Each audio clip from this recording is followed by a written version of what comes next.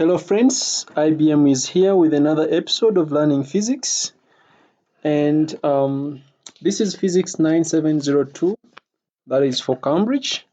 This is actually going to be, I think, part 3 of our episodes of waves. Remember, we are now looking at waves and superposition as a unit, and these are past paper questions from paper 2. We are solving these past paper questions so that we gain confidence in dealing with these AS questions. So do not forget to share these videos with your friends. Do not forget to subscribe. Download the document and use it for practice. The document is in the video description, which contains all these past paper questions. So this is waves and superposition, and I think this is part 3 of these videos. This is part 3. We have already seen part 1, we have seen part 2, and we just want to advance as we gain more confidence in solving these questions. Share the videos with your friends, subscribe to the YouTube channel, download the document, and you can always follow these videos at your convenience. So without wasting time, allow me to remind you of what we really expect in this unit. We shall be discussing questions involving longitudinal and transverse waves, Doppler effect of sound, electromagnetic waves, superposition and stationary waves, diffraction, and so many more. So without wasting time, I would like to take you to the past paper questions, that document that you must have downloaded by now, and you must be referring to it during these videos. If you haven't downloaded, if you have not yet downloaded the document, you just pause the video, go to the video description, copy the link down there in the video description, and paste it into your browser. The document will open automatically and immediately.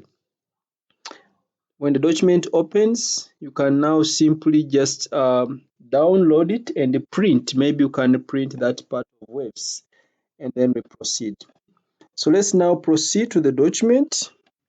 So this is where we stopped in part 2. In the video of part 2, we stopped on page 473. And I want us to proceed from page 472. Our next question is asking us to state what is meant by the frequency of a progressive wave. We have already mentioned that frequencies are actually going to be referring to the number of vibrations of the source of the wave per unit time. The number of vibrations per unit time, that is frequency. So frequency is going to be referring to the number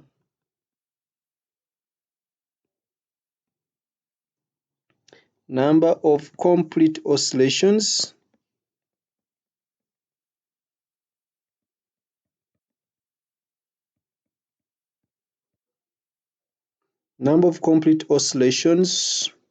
of the source of the wave, or number of complete cycles, or number of complete vibrations of the source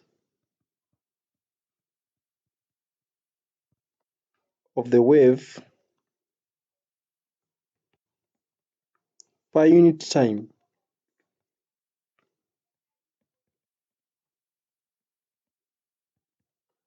That is what we mean by frequency, the number of complete oscillations, or the number of complete cycles, number of complete vibrations of the source of the wave per unit time. That is what we mean by frequency of a progressive wave. Now, the question is not asking you to define a progressive wave. So some people would be very fast to rush to define a progressive wave instead of frequency. So the number of complete oscillations, the number of complete vibrations, the number of complete cycles of the source of the wave per unit time is what we call frequency. A cathode ray oscilloscope is used to determine the frequency of the sound emitted by a loudspeaker. The trace produced on the screen of the CRO is shown on the figure. So this is the trace. The time-based setting is 250 microseconds per centimeter. Remember, micro is 10 power negative 6. Every 1, 2, 3, 4, 5 small squares represents 1 centimeter. It means 1 square is 1 over 5 in centimeters. Okay. Show that the frequency of the sound wave is 1600. Frequency 1600. So we are going to find we can find the period, because frequency is 1 over period. Frequency is 1 over the period, so let's find the period. So we have to look for a very convenient point for determining the frequency. When I look at this graph, I see that actually I could start from this point up to this point, but they are not correctly aligned. That is not going to be a good position. I can look at this point here, and I think this point here. I think that is the best position. Let's see how many cycles are here. So from this point up to around here, that is 1. And from here up to around there, that is 2. So those are 2 cycles. And 1, 2, 3, 4. 1, 2, 3, 4, 5. So we are leaving 5 boxes this side in 2 cycles. So let's see. 1, 2, 3, 4, 5. That is 1 centimeter. 1, 2, 3, 4, 5. Those are 2 centimeters. 1, 2, 3, 4, 5. Those are 3 centimeters. 1, 2, 3, 4, 5. Those are 4 centimeters. 1, 2, 3, 4, 5. Those are 5 centimeters. So 5 centimeters are giving us 2 cycles. So that means 1 cycle has a length of 2.5 centimeters. So it means, remember I said my students normally prefer to find the period from period is equal to L times X, where L is the length representing one cycle. So it means period T is going to be length representing 1 cycle, which is 2.5 centimeters, times the time-based setting, which is 250 microseconds. Micro, remember, is times 10 power negative 6. So that would be seconds per centimeter. So this means that the period is going to be 2.5 times 250, which I think is my calculator. Okay, so this is 625 times 10 power negative 6 seconds per centimeter. That is the period. So we can find out the frequency. The frequency is going to be 1 over 625 times 10 power negative 6. 1 divided by 625 exponent negative 6. This is exactly 1600 without even rounding off. 1600. So the moment you read it, you find a wrong value for L, that is the length representing 1 cycle, then you'll be estimating. Therefore, this will be not correct. The loudspeaker in B emits the sound in all directions. A person attaches the loudspeaker to a string and then swings the loudspeaker at a constant speed in a horizontal circle above his head. An observer standing a large distance away from the loudspeaker hears sound of maximum frequency 1640 Hz. Maximum, that is the highest frequency. Highest frequency is when the source is moving towards. The speed of sound in A is 330. Determine the speed of the loudspeaker. So we know that for maximum frequency,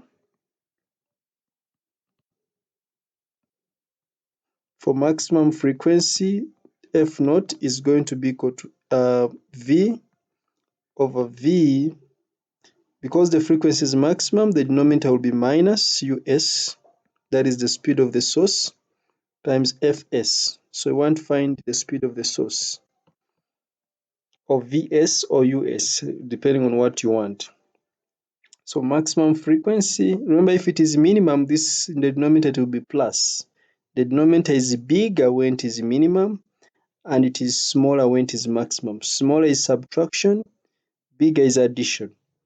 So this is for maximum frequency 1640 is going to be the speed, which is 330, divided by 330 minus the speed of the source, then times the normal frequency of the source, which is the normal frequency. We have obtained it as 1600 above there. So just solve for US. So from your mathematics should be showing you that 330 minus the speed of the source is going to be equal to 330 times 1600 divided by 1640. So I just press my calculator. 330 times 1600 divided by 1640. Then I take it to the left by subtracting it from 330. 330 minus the answer. So I'm finding the speed of the source as being 8.049, or approximately 8.0. To two significant figures. You can also verify using your calculator.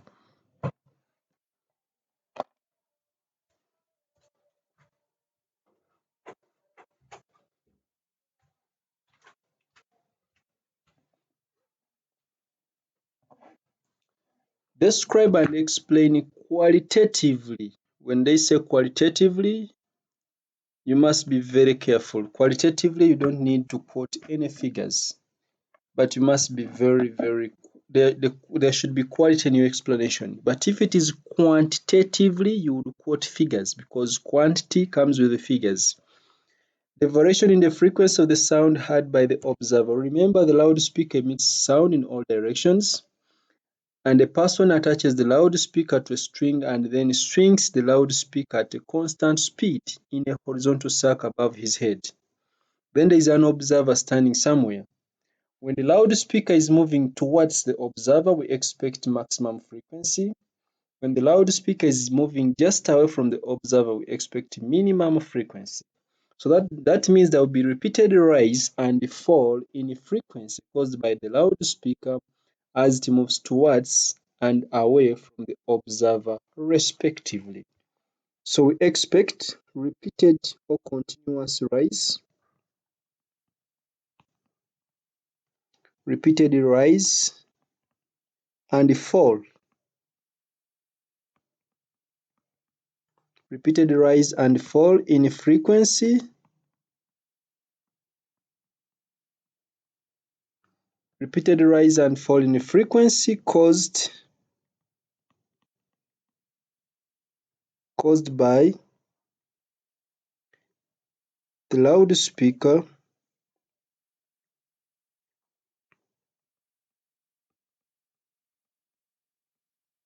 moving towards and away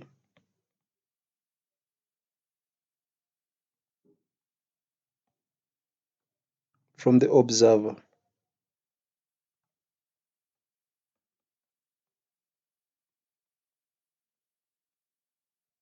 So there will be repeated rise and fall in frequency caused by the loudspeaker moving towards and away from the observer, let me say respectively.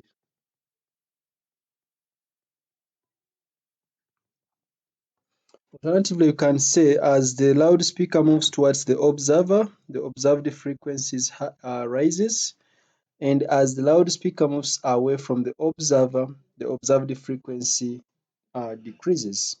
Towards the observer, frequency rises. Away from the observer, frequency decreases. As simple as that.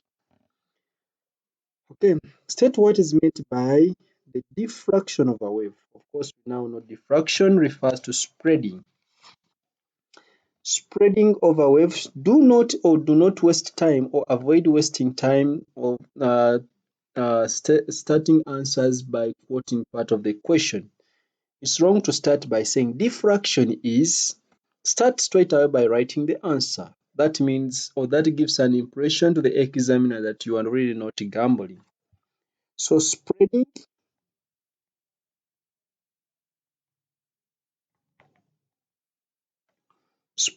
of a wave,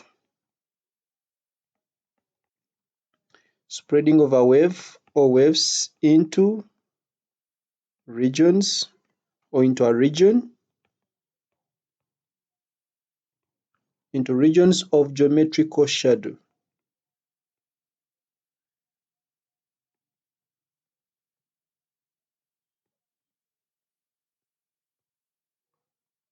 Into regions of geometrical shadow as it passes through an aperture, or it passes through a narrow slit, or as it passes around an edge. As it passes through an aperture,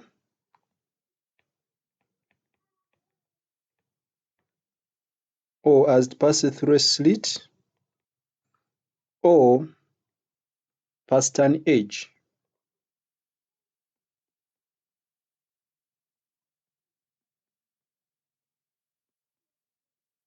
So as a wave passes, if there is a barrier somewhere here and there's a wave coming, we expect that this is going to undergo spreading into regions of geometrical shadow. So that spreading is what we call a diffraction. Laser light of wavelength 500 nanometers is incident normally on a diffraction grating. The resulting diffraction pattern has diffraction maxima up to and including the fourth order maximum. The resulting diffraction pattern has diffraction maxima up to and including the fourth order maximum. Calculate for the diffraction grating the minimum possible line spacing. Minimum possible line spacing. So remember, for diffraction grating, n lambda is equal to d sine theta. N lambda is equal to d sine theta, and we want to find the minimum value of d. We have n is going to be actually, n is 4 because it is the fourth order maximum. And remember, when the order is maximum, when we have the maximum order, it is only because sine theta is equal to 1. So for theta maximum, for theta maximum and equals to 90 degrees, of course, sine theta is equal to 1. That is when we have maximum order. If the maximum number of orders is 4 because the fourth order is the maximum, then we have that 4 times the wavelength, which wavelength is 500, times 10 power negative 9 to change it from nanometers to meters, should be equal to d sine theta, or sine theta equals to 1 when we have maximum order. So that means d is going to be simply 4 times 500, which is that is 2000 times 10 power negative 9, which gives us 2.0 times 10 power negative 6 in meters. So the answer here is 2.0 times 10 power negative 6. When we reach the maximum order, it means sine theta is equal to 1. All we remain with is to find d, or theta is equal to 90. The light in B is now replaced with red light. Remember, red light has a wavelength greater than 500 nanometers. Look at the visible spectrum. Red is 700 nanometers, and it goes, this is red, then it goes up to violet, which is 400 nanometers. So 500 is somewhere there. So if the light is replaced with the red light, that means the wavelength has been increased. State and explain whether this is likely to result in the formation of a fifth order. If it is likely to result in a fifth order. First of all, I want you to note that the wavelength of red light is longer than 500 nanometers. So wavelength the wavelength of red light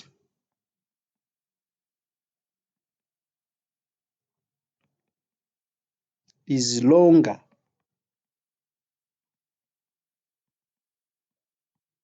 than 500 nanometers. Then now go back to the expression. You notice that also if the wavelength is longer than 500 nanometers, you should also note that the number of orders is directly proportional to the sine of the angle. And we also notice that when the wavelength is longer, it is directly proportional to the sine of the angle. So if the wavelength is longer, it means the sine of the angle is higher, and that means the angle is greater.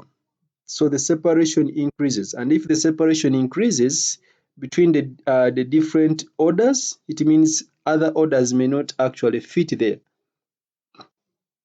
So if the wavelength has increased, it means the theta has also increased. In other words, the orders on the screen have moved further apart. And note that also n is directly proportional to sine theta.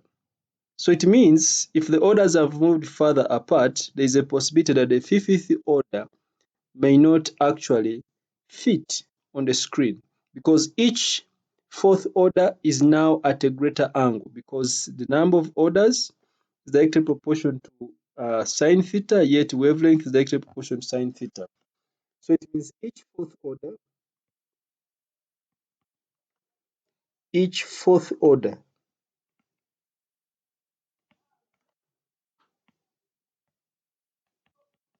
is now at a greater angle.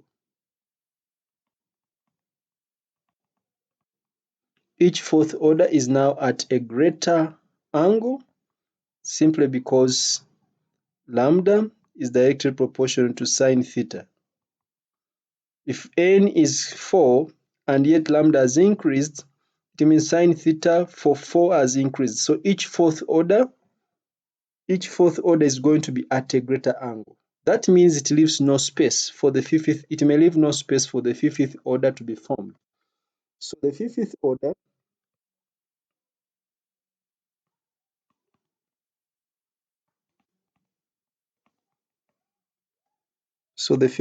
order maximum cannot be formed.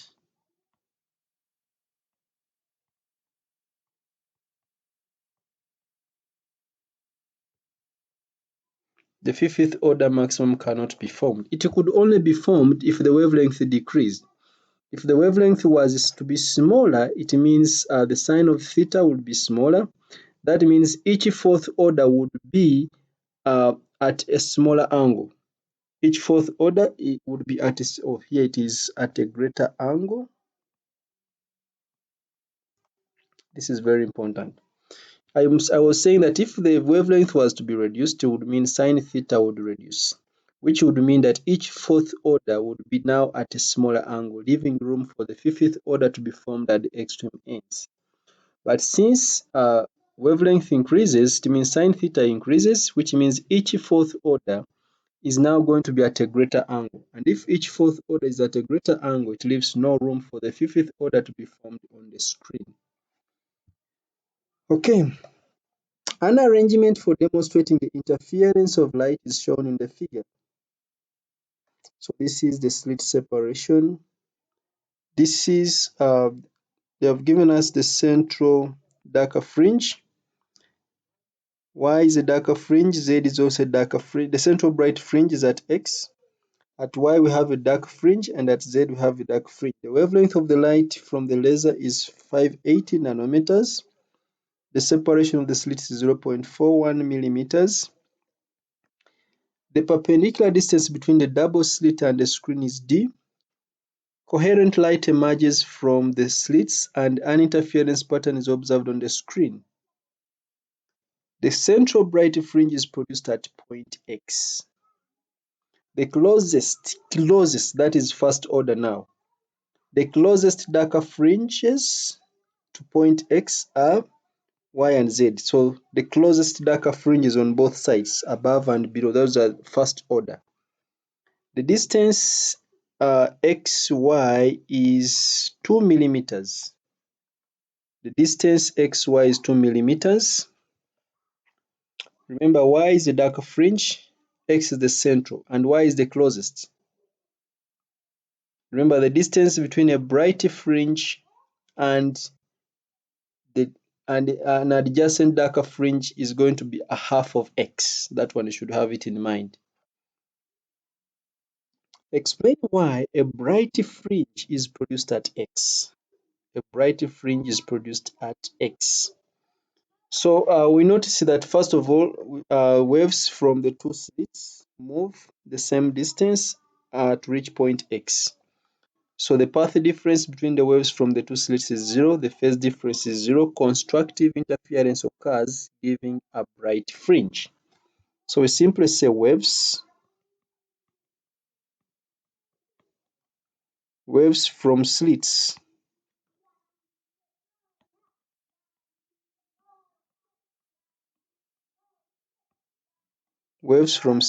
overlap at point x, or they meet at point x with a path difference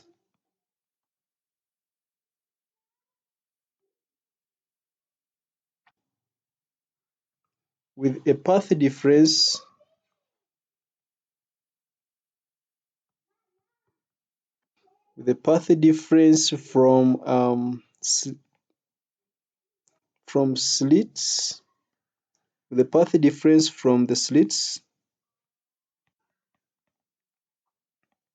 to x being 0.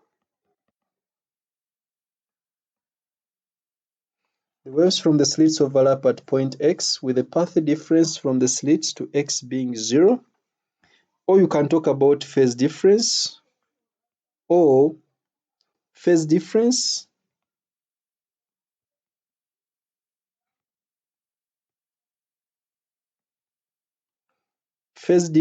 between the two waves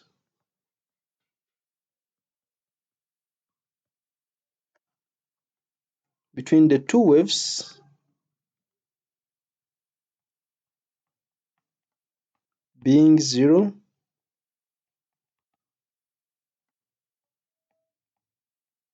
Phase difference between the two waves being 0. So constructive interference occurs.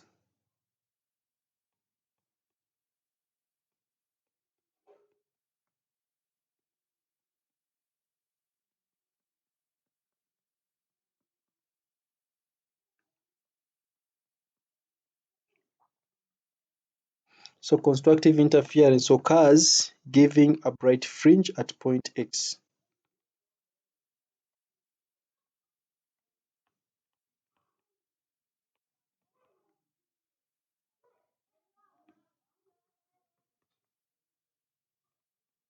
Remember, for constructive interference, the path difference is equal to n times lambda, where n is a whole number starting with 0, 1, 2, 3, and so on. So for the first order bright, for the central bright maxima, n is equal to 0.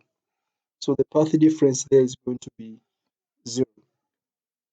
So that will give us a bright fringe at point x. State the difference in the distances in nanometers from each slit to point y. The difference. So we want the path difference between the waves from each slit to point y. Remember, at y we have the first darker fringe. And for darker fringes, the path difference is equal to n plus a half times lambda, where n is equal to 0, 1, 2, and so on. So for n equals to 0, the first darker fringe is going to be equal to have a path difference of a half lambda. So the path difference is half lambda for the first darker fringe.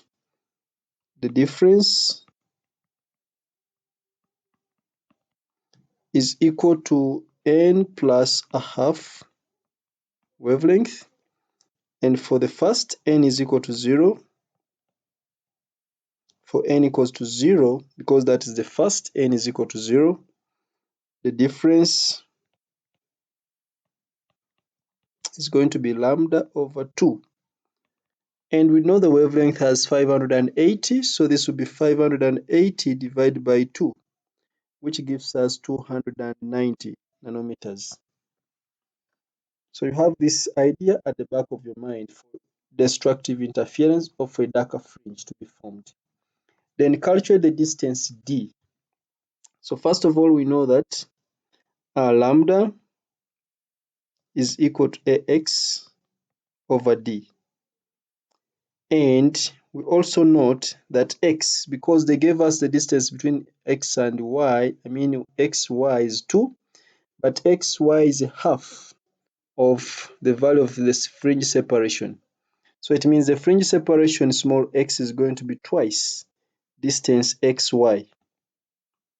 So that means it is going to be 2 times xy was 2 millimeters, so 2.0 times 10 power negative 3 in meters. That is our value for x, or the fringe separation.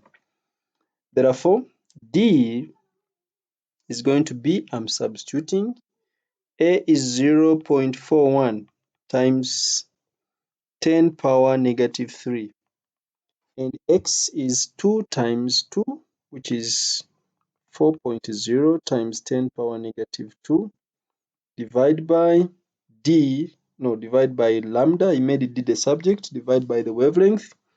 The wavelength is 580 nanometers, so that is times 10 power negative 9. So I'll press my calculator to find d. 0.41 times 4 divided by 580. So this is giving me 2.8 in meters. This is 2.8 in meters to two significant figures, or 2.83.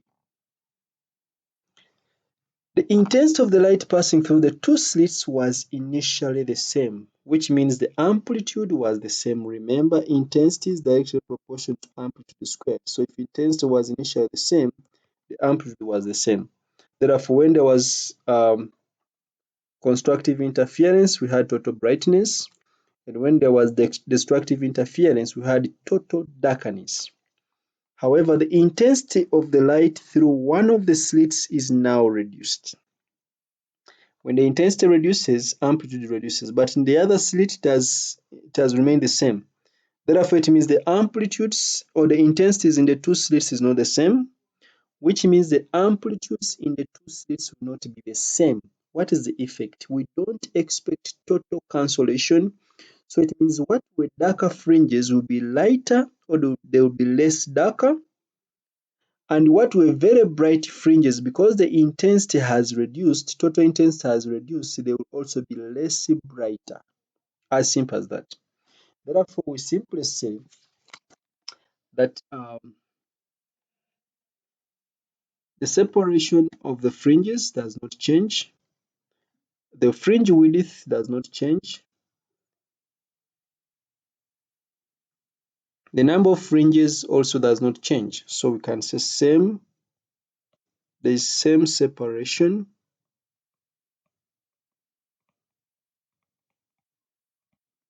Same separation or fringe width.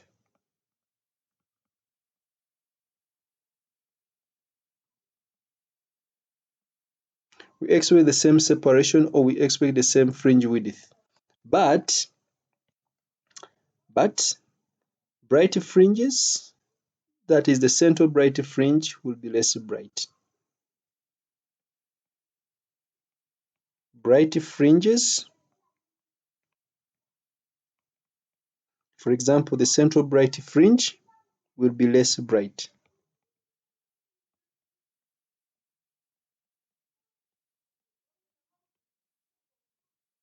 Why less bright? Because if one intensity in one has reduced, even though the intensity in another slit has remained the same, total intensity has reduced. But by the way, if the intensity in one slit was increased, then it means the bright fringes will be even more brighter. But since the intensity in one slit has been reduced, then the bright fringes will be less bright. Then how about the darker fringes? Since there is now no more total cancellation, we don't expect total darkness. So the darker fringes, say at X, at Y, and Z, darker fringes,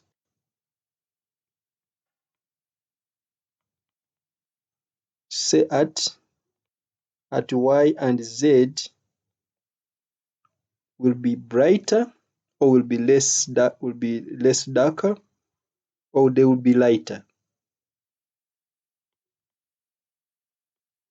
They will be brighter,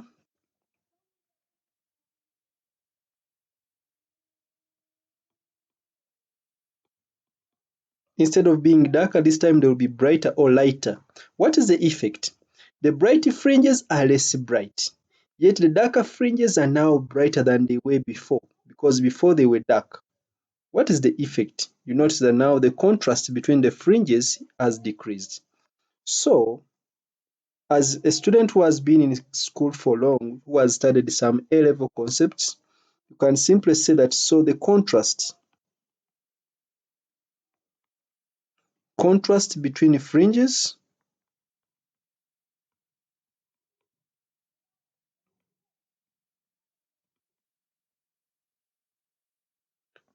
decreases. It becomes hard to distinguish between a bright fringe and a darker fringe, because those which were bright, they have become less bright. And those which were dark, they have become less dark. In other words, they are now brighter. So it becomes hard to distinguish between the bright fringe and the darker fringe. So that's why we are saying the contrast decreases. The variation with time t of the displacement y of a wave x as it appears it passes a point P is shown in the figure here. So they have given us a graph of displacement y against time t. The intensity of x is I. Use the figure to determine the frequency of wave x. To find the frequency, we need the period. Frequency is 1 over t. And from the graph, what is t? So the period, if I start from here at t equals to 0, then I will reach here 4.0. Or I can start from 1 up to 5, so the difference is 4 milliseconds. So the period is 4 milliseconds, which is 4 times 10 power negative 3 as the period. So when I press my calculator to find the frequency,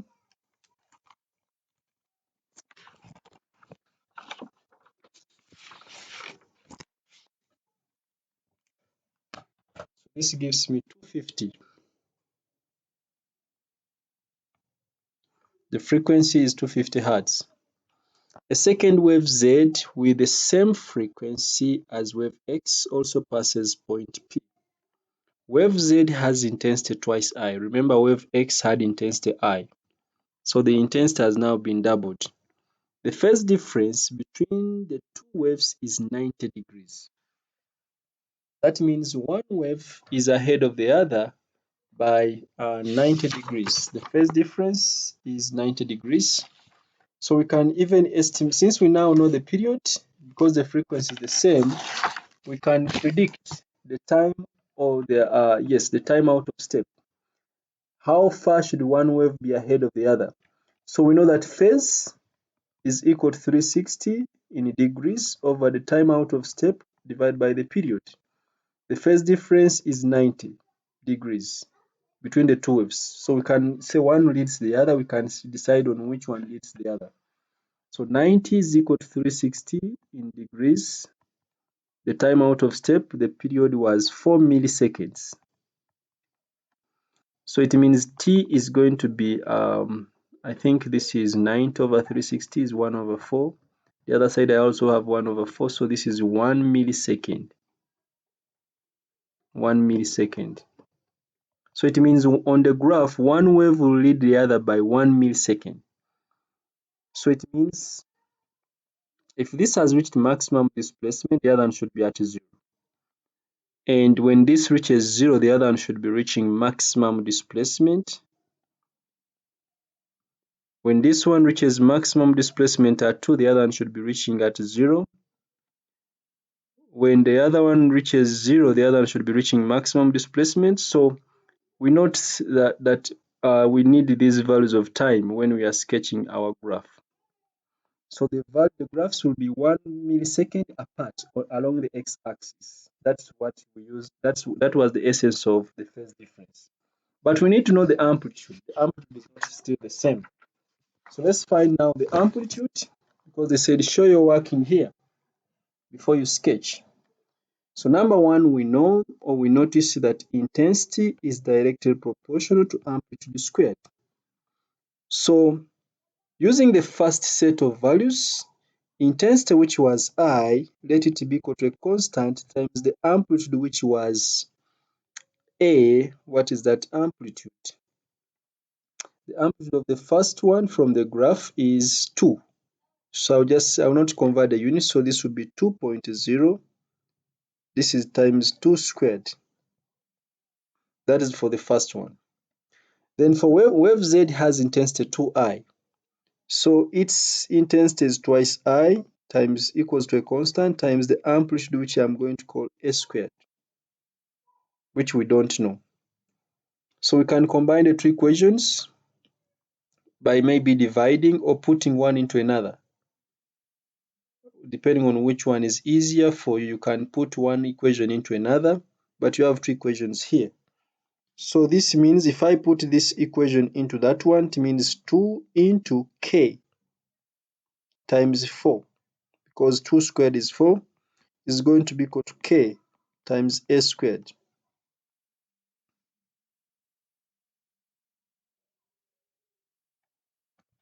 I hope that is true.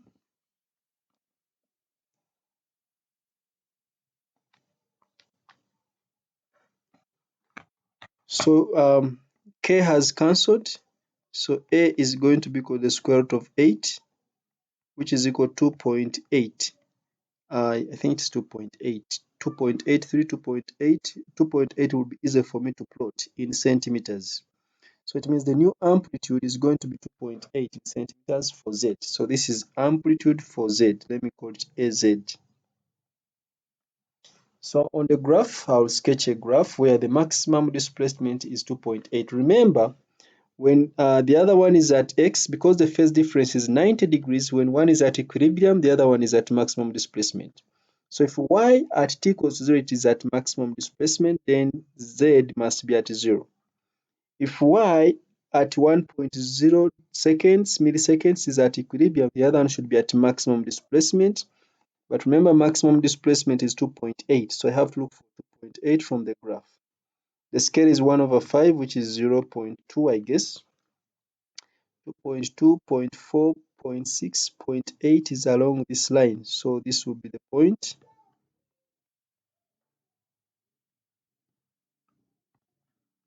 Then when x reaches maximum displacement, Z should be at 0. When x reaches 0, the other one should have reached maximum displacement on the other side. So this should be at negative 2.8. I think it is this point here. No, it is this point here. Negative 2.8 is that point there.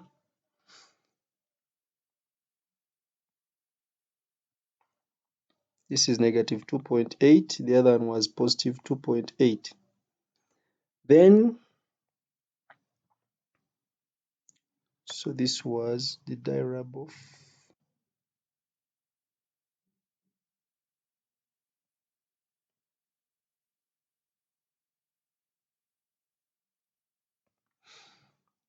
okay.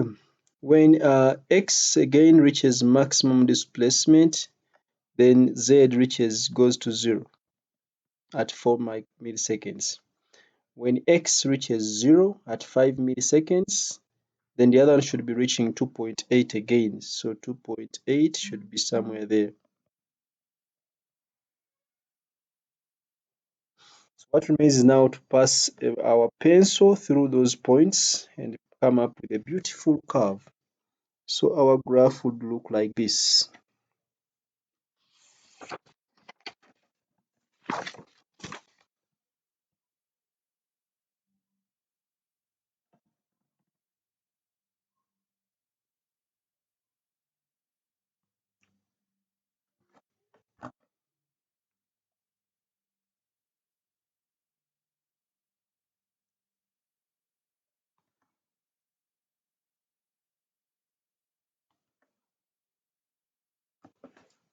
It is not easy to sketch on a computer, but I'm trying my level best to sketch a beautiful curve.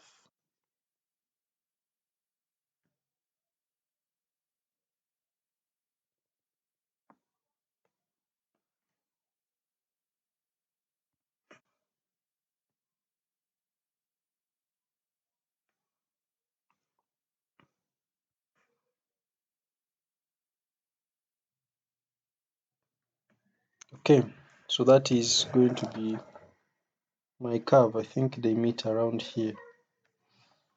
So that is going to be the curve, just to ensure that its tops are the same level. So you see that the curves at all points, they are 1 milliseconds apart along the x-axis, because the first difference was actually it was 90 degrees. The first difference was 90 degrees, so they have to be 1 millisecond apart.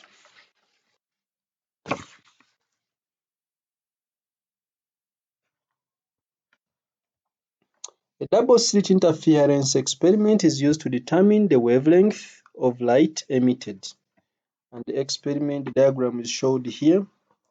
The separation of the slits is 0.45 millimeters. Separation of the slits is A for double slit. The fringes are viewed from a screen at a distance d. The fringe width x is measured for different distances d. The variation with the d of x is shown here. So remember, for double slit, before you go any further, for double slit, remember wavelength is equal to ax divided by d. So it means lambda d is equal to ax. If I make x the subject, x is going to be equal to lambda divided by a times d. I'm making x the subject because I want to compare with the equation y equals to mx plus c. There is no y-intercept given here, but on the vertical axis we have x, on the x-axis we have d. So you see that the gradient is lambda over a. Use the gradient of the line in A to determine the wavelength in nanometers of the laser. So you notice that the gradient is equal to the wavelength over the slit separation. Wavelength over the slit separation. So let's find the gradient. You choose, of course, I can't choose this point because to be an estimate. I can't just choose that point, but I can find convenient points for which to choose. For example, I can choose the scale on the vertical, on the x-axis. I think it is 0.2 on the vertical, 0.2, and on the x-axis 0.5, 2.0, that is 0.5 divided by 2, 0.05 is the scale on the x-axis. So I will choose, for example, this point here. Yes, this point here. Remember, each small square is 0.05, and there are two small squares. There are two small squares. I hope I chose a very perfect point. Yes. Each small square is 0. Let me check again. 0.5 divided by 10. 0.05. And there are two small squares, so I just multiply that times 2 plus 0.5. 1.5. Then on the vertical axis, I have 2 point. This value here on the vertical is 2.2. because there is one small box above. So that is 2 point, I think it is 2.2. So that is 1. This was 1.6, the other one is 2.2. Then I'll choose another point this side, which is exactly at the center of the cross. For instance, I can choose this point here. So that is 3.05, I guess. Yes, 3.05, and on the vertical it is 4.2. So my gradient is going to be 4.2 minus 2.2 divided by 3.05 minus 1.6. Now on the vertical, it is in millimeters, so this is going to be times 10 power negative 3. On the horizontal, it is in meters, so there is no problem with that. Okay, so let me find the gradient. So 4.2 minus 2.2 divided by 3.05 minus 1.6. So my gradient is 1.4 times 10 power negative 3. 1.38 times 10 power negative 3. That is the gradient. But remember, gradient is equal to lambda over A. So it means lambda is going to be 1.38 times 10 power negative 3 times A. What was A? They gave us A as 0.45. So this will be times 0.45. Then times 10 power negative 3 because it is in millimeters. So that one times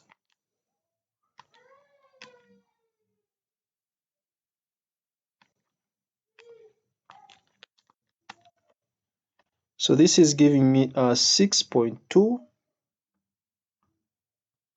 6.207 times 10 power negative 7,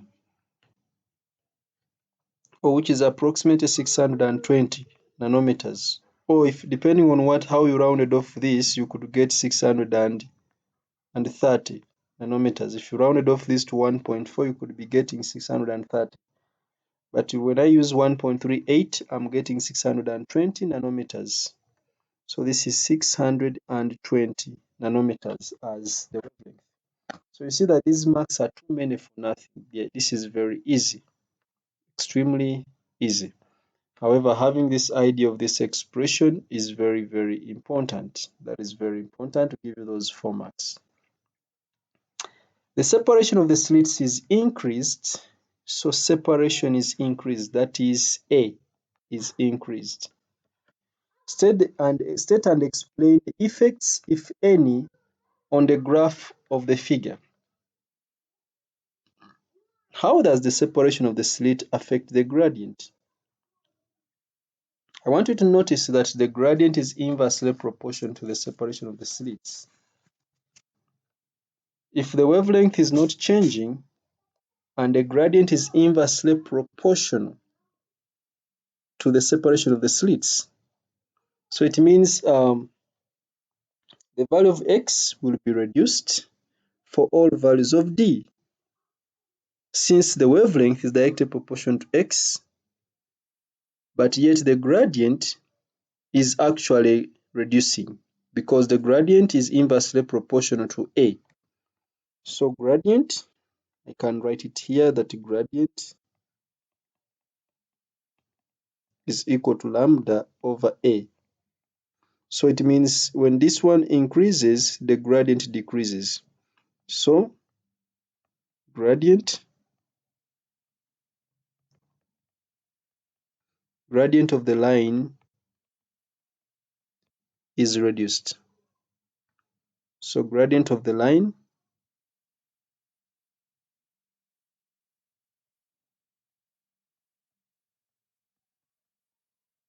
the gradient of the line is reduced. And if the gradient of the line is reduced, remember gradient is directly proportional to wavelength. And note that wavelength is directly proportional to x.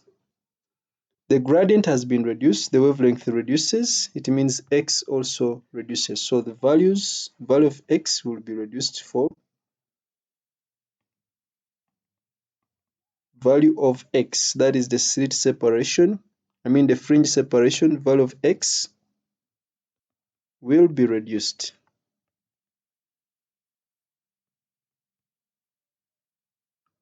Will be reduced for all values of d.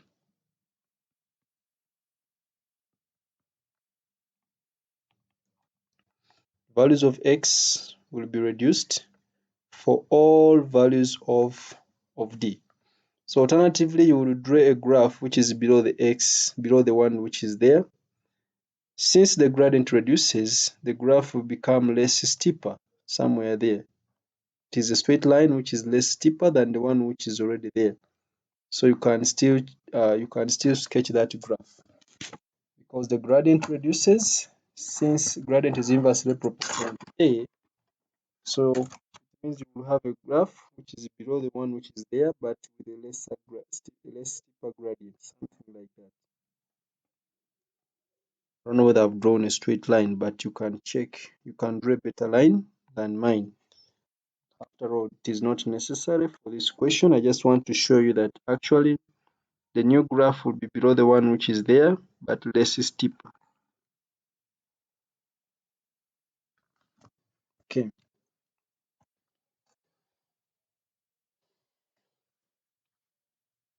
Apparatus used to produce stationary waves on a stretched string is shown in the figure 7.1. So this is the figure. We have a frequency generator, or sometimes called a signal generator. We have a vibrator, a light string, a pulley, and masses. The frequency generator is switched on. Describe two adjustments that can be made to the apparatus to produce a stationary wave. So to produce a stationary wave, you should now be thinking about when do we have a stationary wave on a string. Remember, the first harmonic is when the length L represents a quarter of, I think length L represents a half of wavelength. So it means we have to adjust the length of the string. The length of the string is most likely going to affect, is going to be responsible for forming a stationary wave. And the length is going to be the distance between the vibrator and the pulley. That's number one. So adjust or alter the distance from the vibrator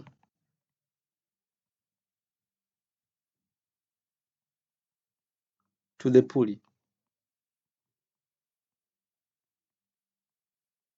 Adjust the distance between the vibrator and the pulley.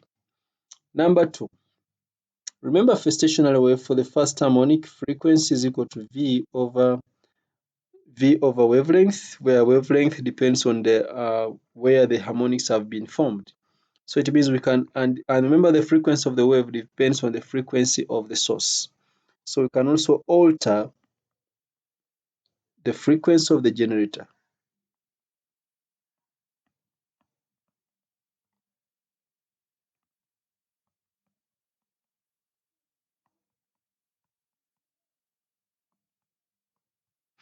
So instead of altering the distance from the vibrator to the pulley, you can instead alter the frequency of the generator. Number three, you also recall, or you will also notice that the tension in the string also affects the way it vibrates. The tension in the string also affects the way it vibrates, and the tension is being affected by these masses. Therefore, the stationary wave to be formed would mean we must adjust the tension there. There is a relationship between period and the tension, or the speed of the wave on the string and the tension. There's a relationship between the speed and the tension in the string. for the speed of a wave. So we can also say change the tension in the string by changing the value of the masses. Change or adjust the tension in the string by changing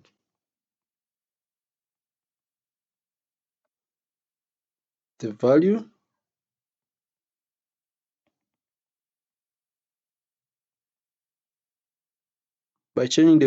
of the masses. So the tension will also affect how the string vibrates. So it affects or it determines how a stationary wave is formed. So you can change the tension in the string until a stationary wave is formed.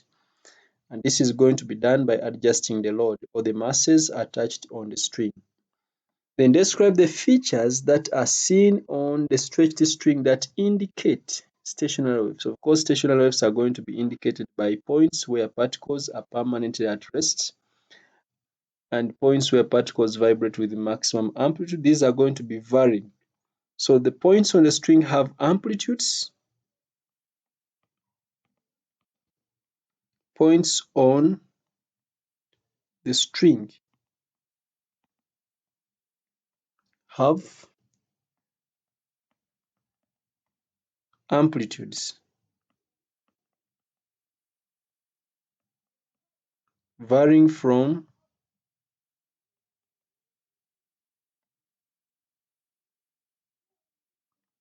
maximum to zero.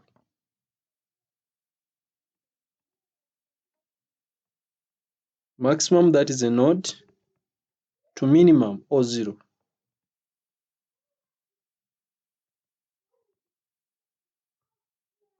In other words, we shall see nodes and antinodes. For maximum, that is antinode, and for minimum, that is where we have the nodes. So if we see points, nodes and antinodes, that is points on the string having amplitude varying from maximum to zero, then we know that a stationary wave has been formed. If we have points having the same amplitude, then it is a progressive wave. It is a progressive wave, so we can't say it is a stationary wave. The variation with the time t of the displacement x of a particle caused by progressive wave r is shown in the figure. For the same particle, the variation with the time t of the displacement x caused by a second wave s is shown on the same figure. So we have r and we have x. The variation with the time t of the displacement x of a particle caused by a progressive wave r. So wave r and wave s.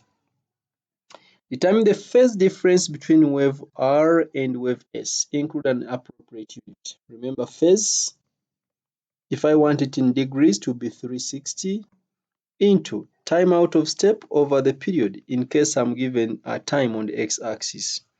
So I'm given time. So this is going to be 360 degrees.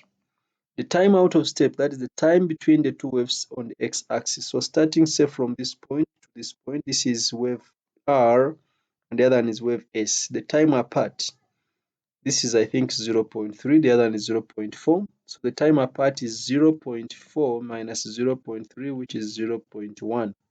So the small t, that is the time out of step, is 0.1.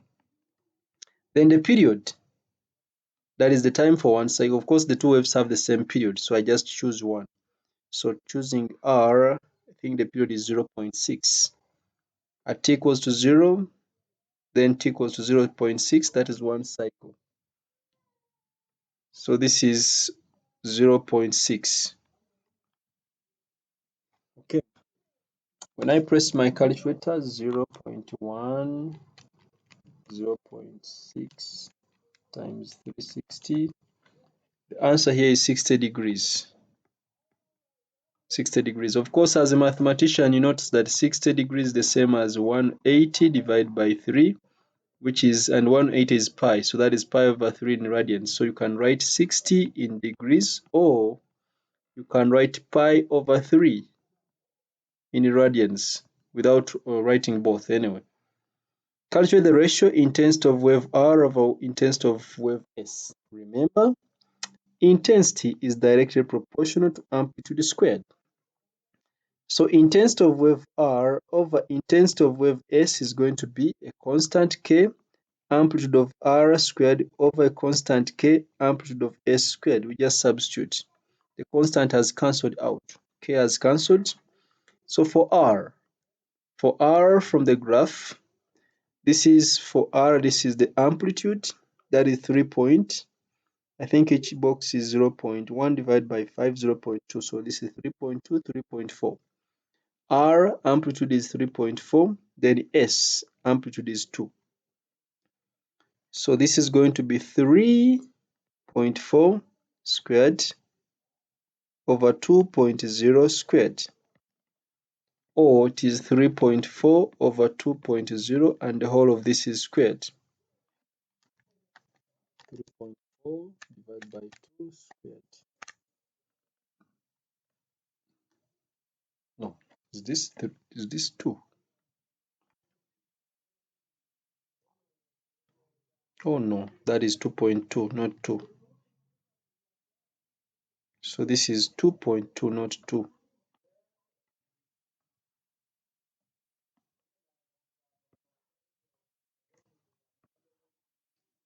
Sorry for that. I'm human, I make errors. So that is, I think that is 2.4. So the ratio is 2.4. You can't put units on the ratio.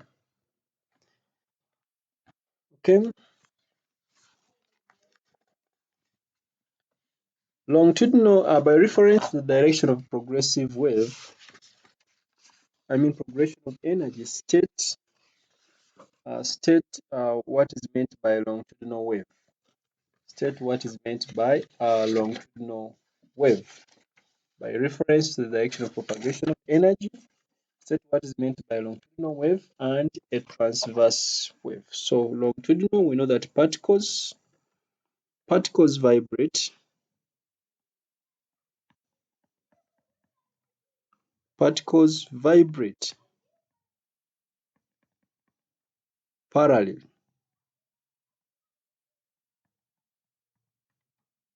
to the direction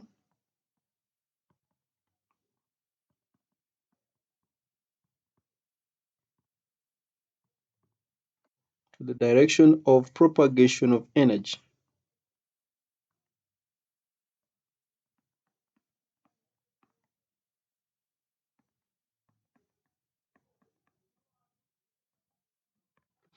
Particles vibrate parallel to the direction of propagation of energy, and for transverse, particles vibrate perpendicular. Here you should be referring to the particles because they are the ones vibrating. As they vibrate, energy propagates. So for transverse, particles vibrate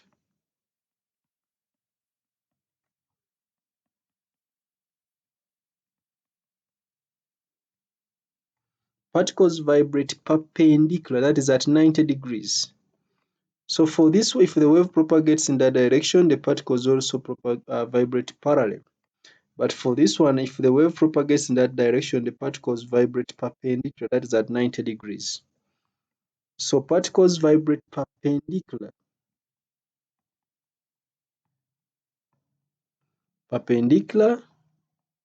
to the direction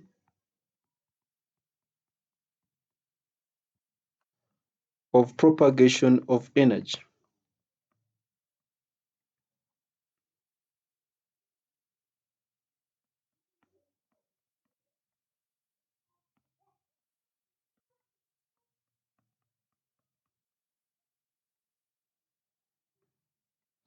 Particles vibrate perpendicular to the direction of propagation of energy.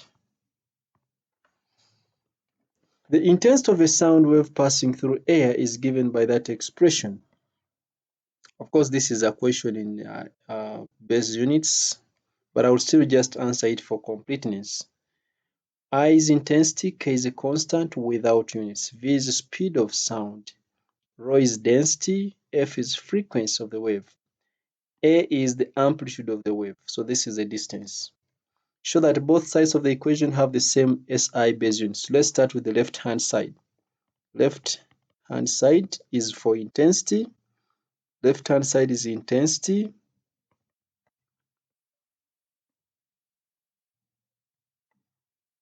Intensity is defined as power per unit area. So the units will be power. Of course, power is work done, or we can say power is force times velocity. So that is going to be force, which is kilogram meters per second squared, times velocity, which is meters per second. I've used the simplest expression for power as power being equal to force times velocity. You have seen that. And force is mass times acceleration, then times velocity. Mass is kilograms, acceleration is meters per second squared, then times velocity, which is meters per second. So you combine those three. Kilogram, meter per second, that is for force, meters per second, that is for speed.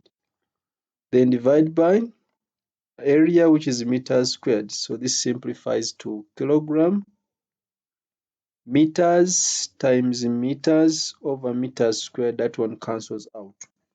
S power negative 2 times S power negative 1 becomes S power negative 3.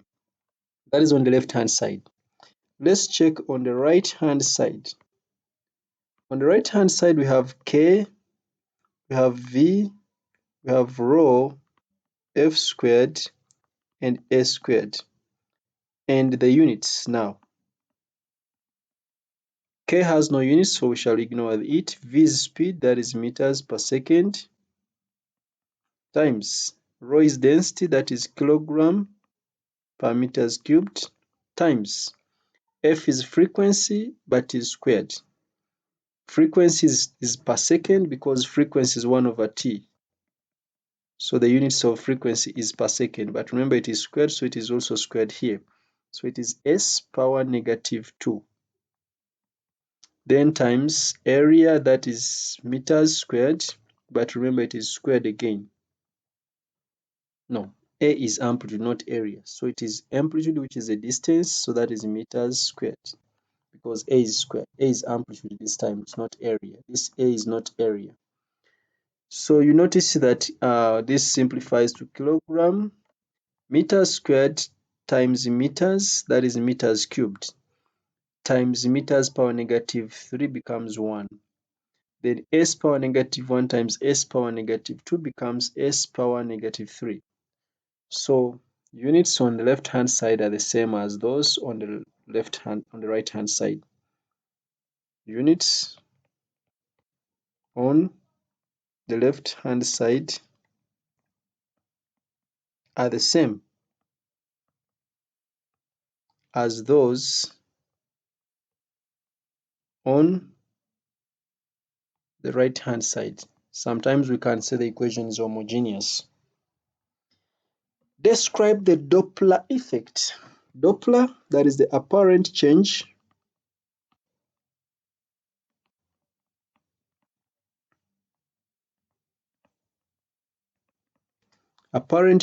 in frequency.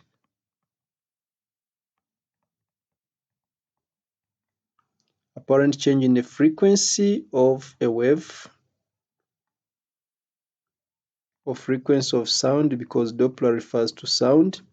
Apparent change in the frequency of sound where there is relative motion or due to relative motion.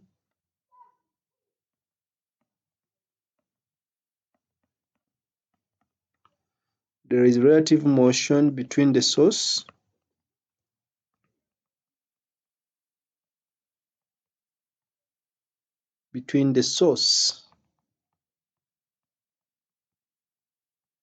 and observer. Apparent change in the frequency of sound where there is relative motion between the source and the observer. That is Doppler effect. A distant star is moving away from a stationary observer. Of course, from a star we expect light. State the effect of the motion on the light observed from from the star. It is moving away. It is going to be Doppler shifted, but this one we call it redshift. Because it's moving away, the frequency decreases. That means the wavelength increases. So the wavelength increases.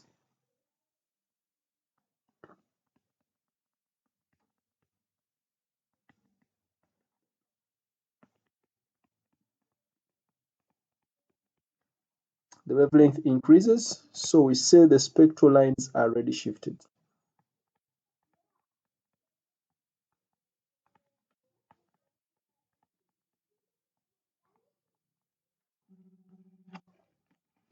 Spectral lines are redshifted.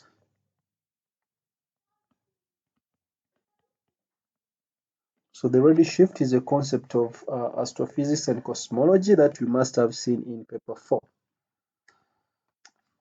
A car travels at a constant speed towards a stationary observer. The horn of the car sounds at a frequency of 510 Hz. That is normal. And the observer hears a frequency of 550 Hz. Perhaps it is moving towards. The speed of sound in air is 340. Calculate the speed of the car. Since the observed frequency is higher, then it is towards. So the observed frequency F naught is going to be equal to V over V minus, because the frequency is higher, the denominator will have minus speed of the source times Fs. So the observed frequency is 550.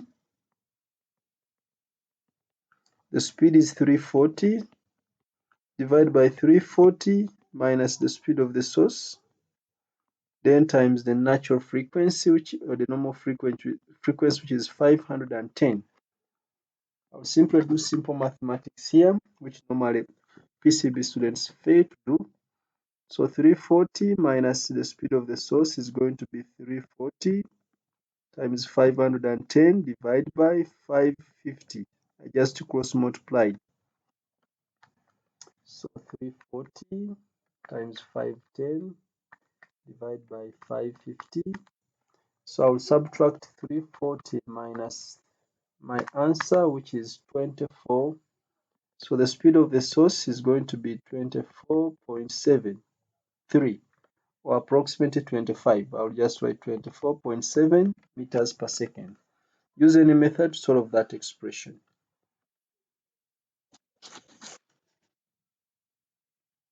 Light of a single wavelength is incident on a diffraction grating. Explain the part played by diffraction and interference in the production of the first order. First order, remember n is equal to 1, and it is a maximum. First order maximum, that is constructive interference, path difference is equal to n times lambda. For n equals to 1, the path difference is equal to lambda. So for first order maximum, the path difference waves must meet so that the path difference is lambda. Okay, so diffraction, that is spreading, interference, that is overlapping. So the part played by diffraction, spreading, or the waves spread into regions of geometric shadow. The waves spread into regions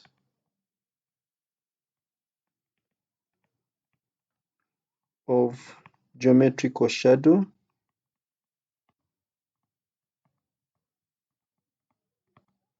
The waves spread into regions of geometrical shadow as they pass through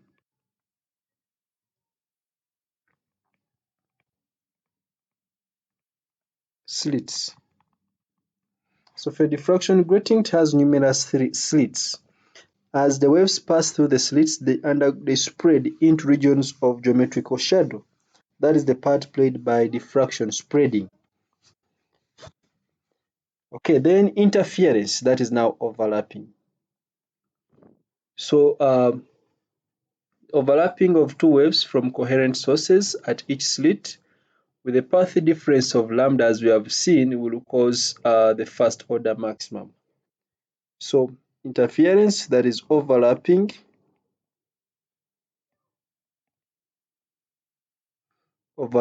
of two waves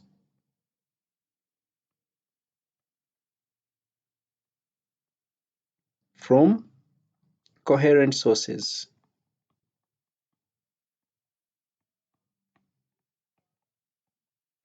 Coherent, that is maintaining a constant phase difference, overlapping of two waves from coherent sources at each slit.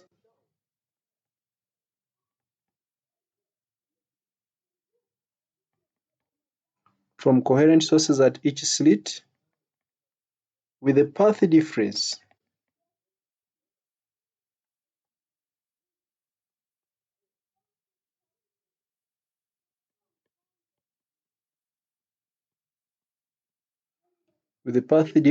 of one wavelength.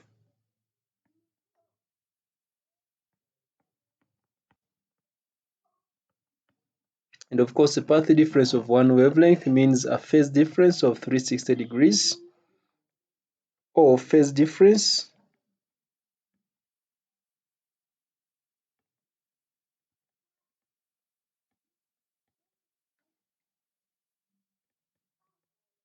of 360 degrees. Remember, 360 degrees is 2 pi radians,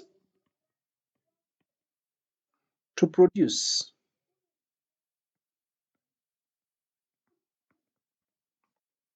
the first order maximum.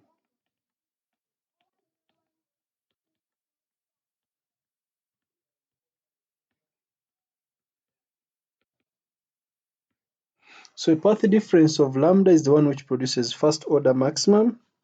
If it is twice lambda, then that will be second order maximum. So since the question was specific on first order maximum, then the phase difference must be 360 degrees or 2 pi radians, or the path difference must be equal to one wavelength. Okay, remember the waves must be coming from two coherent sources for interference to give us those orders. The diffraction grating illustrated in the figure 5.1 is used with light of wavelength 486 nanometers. First of all, let's divide this into two, because theta is always measured from the central maximum. The central order maximum, and theta therefore is going to be 59.4 divided by 2, which I think is 29.7. Always remember that theta is measured from the center, the zero order maximum. Okay. The orders of maxima produced are shown on the screen. The angle between the two second order maxima. So the angle between n equals to 2 is 59.4 between them. So n is 2 for theta equals 29.7. Actually, the number of lines per millimeter of the grating. Number of lines, that is n, capital N. Remember, for diffraction grating, d sine theta is equal to the order times lambda. We can first find d. So it means d is equal to n. N is second order, that is 2. Wavelength is 486.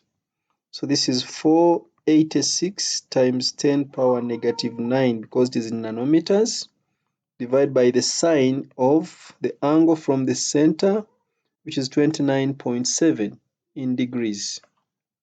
So divide by sine 29.7 in degrees. Also remember that the number of lines is equal to 1 over d. So this is going to be the reciprocal of that. So this will be sine 29.7 divided by 2 times 486 times 10 power negative 9. This is going to be per meter, of course. Because this is 1 over d, this is per meter. Number of lines per meter. So let us see. Sine of 29.7 divided by 2 times 486 exponent -9. So this is giving us 509,731. Remember, we want number of lines per millimeter. So I'll round off this to 510 times 10 power 3. This is lines per meter. So if 1 meter has 510 times 10 power 3 lines, how about 1 millimeter? So if 1 meter is that, this is for 1 meter, then and 1 meter is 1000 millimeters. So we shall divide this by 1000. This will be equal to 510 lines per millimeter. Per millimeter. So the answer here is going to be 510. Of course, this conversion might be the biggest challenge here, converting from number of lines per meter to number of lines per millimeter. By reference to the direction of propagation of energy, state what is meant by a transverse wave. Now we are aware that for a transverse wave, the particles vibrate perpendicular to the direction of propagation of wave energy. So here particles vibrate perpendicular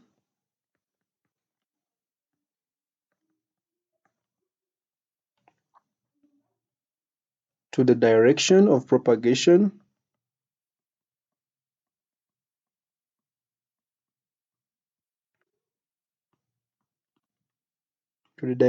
of propagation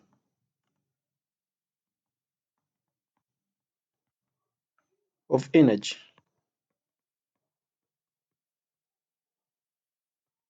Particles vibrate perpendicular to the direction of propagation of energy. Principle of superposition, I think we have already mentioned this. When two waves meet at a point, the resultant displacement is the algebraic sum of the individual displacements of each wave. When two waves meet at a point,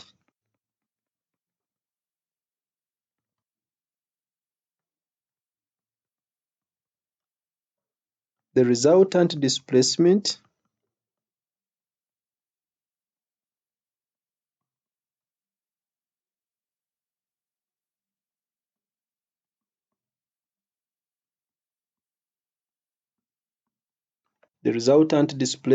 is the algebraic sum of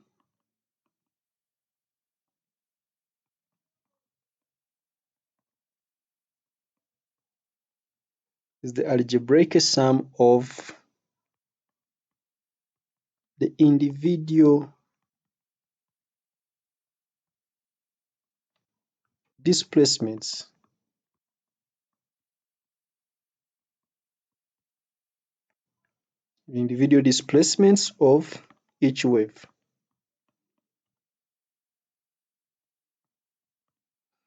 Individual displacement, the algebraic sum of the individual displacements or the individual displacement of each wave.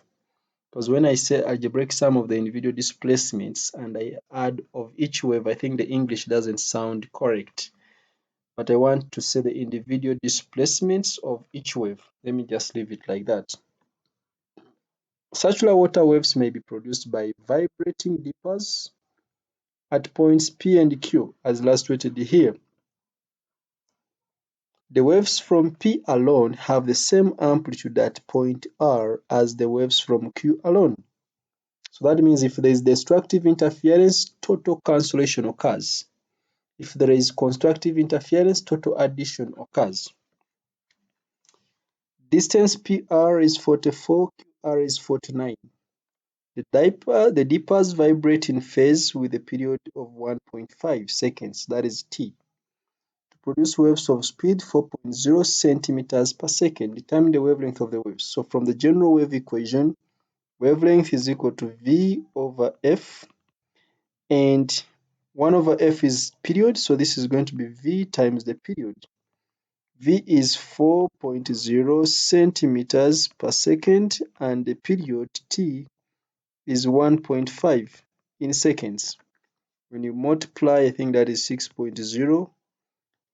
Second and per second has cancelled, that is centimeters. So the wavelength is 6.0 in centimeters. By reference to the distances PR and QR, explain why the water particles are at rest. That is destructive interference. Let's see. Let's first of all find the path difference. Path difference is equal to 44 minus 29, which is equal to 2 point, what is that? It is not 2.5. 44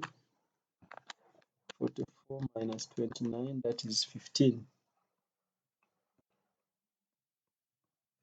Then the wavelength, remember, is 6.0 centimeters. Let's divide. When I divide wavelength by the path difference, 15 divided by, when I divide the path difference by the wavelength, what do I get? 6. This is 2.5. So it means the path difference is equal to an odd number times half wavelength. It is not a whole number, so that is destructive interference. So let's now answer this question, and it is of 3 marks. So path difference over wavelength, I will do the calculation here so that I get the marks. Path difference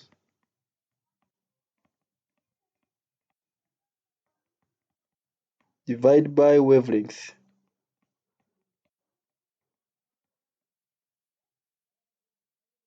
Path difference sigma divided by wavelength lambda is equal to, that is 44 centimeters minus 29 centimeters divided by 6 centimeters, and this is equal to 2.5. Therefore, path difference lambda is equal to 2.5 times of wavelength. That is sigma equals 2.5 of wavelength. What does that mean? Waves have path difference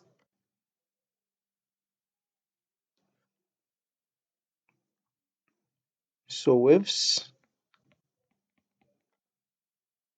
let's say waves meet at R with path difference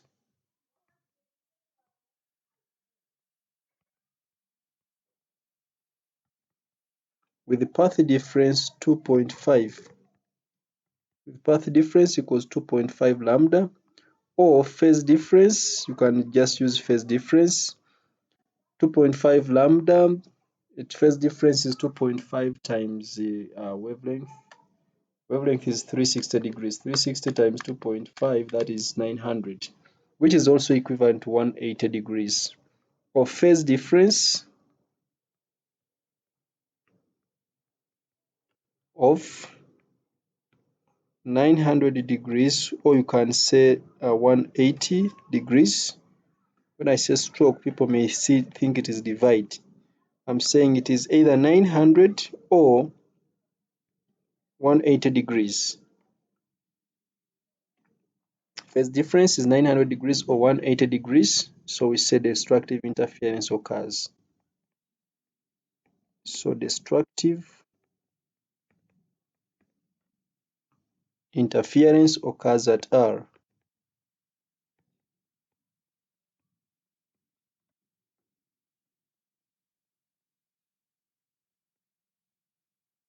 Destructive interference occurs at R.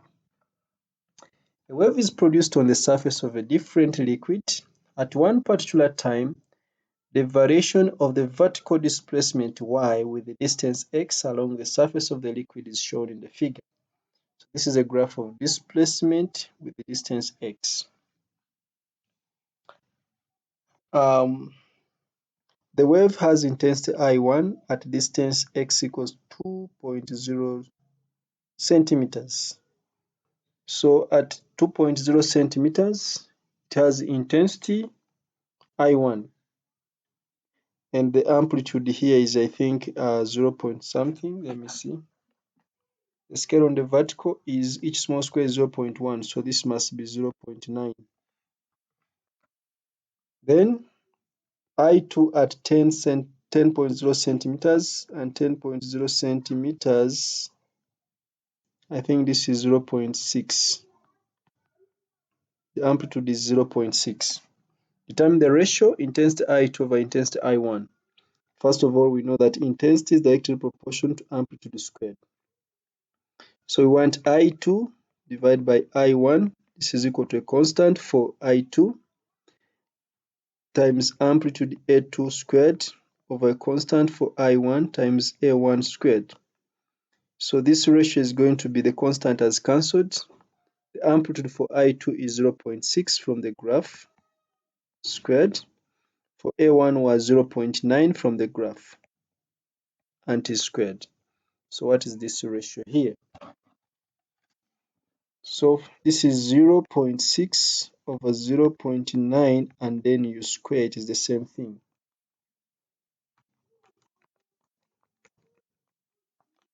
So this is 0.444444 recurring. So I will just write 0.44 as my value for the ratio. State the phase difference with its unit between the oscillations of the liquid particles at distance x equals 3 centimeters and x equals to 4.0 centimeters. X equals to 3, I think this is 3, and x equals to 4 centimeters, I think this is 4 centimeters. The distance out of step is 1 centimeter, so I can calculate this. Phase is equal to 360 into x, that is distance out of step, over wavelength.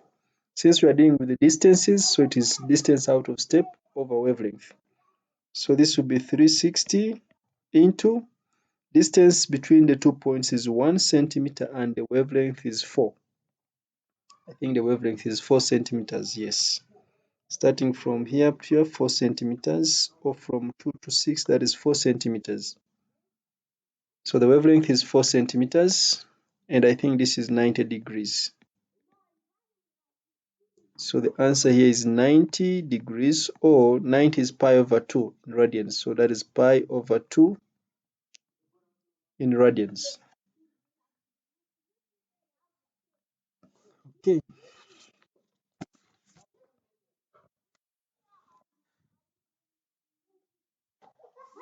A microphone, okay, signal generator is connected to loudspeaker L1, loudspeakers L1 and L2, as shown in the figure. We can look at the figure.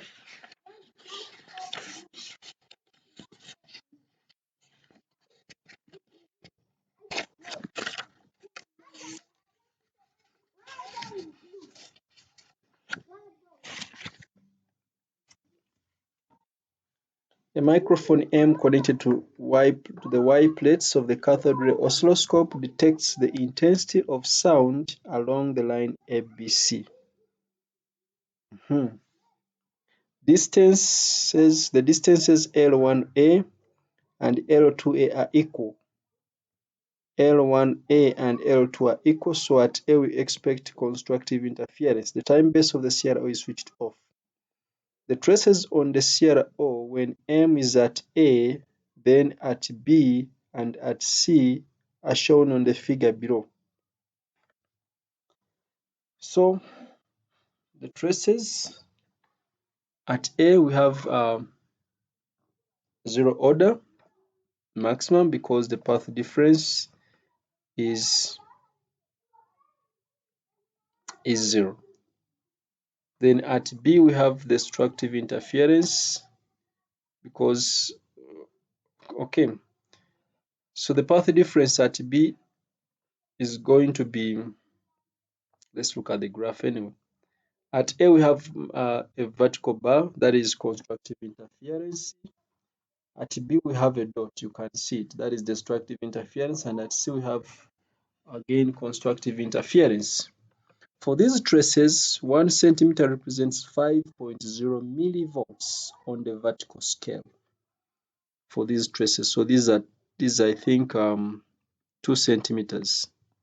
So that is 5 plus 5, that is 10 millivolts.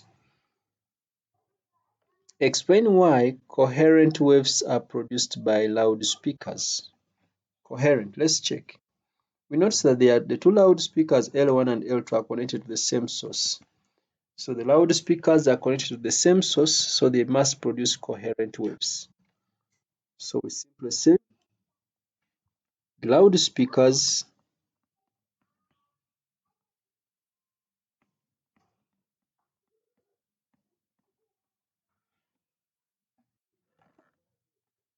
loudspeakers are connected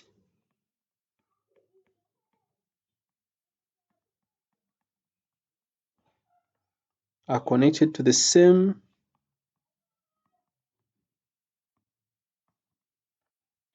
signal generator.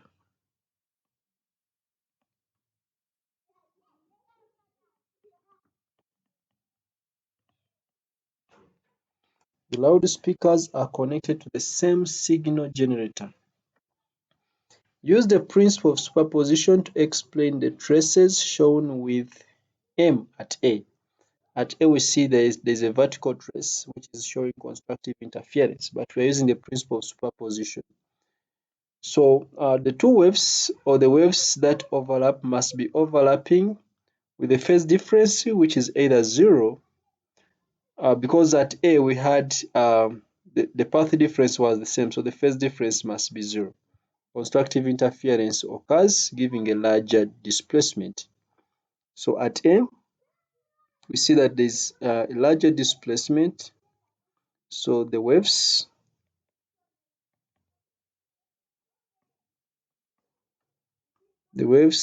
that overlap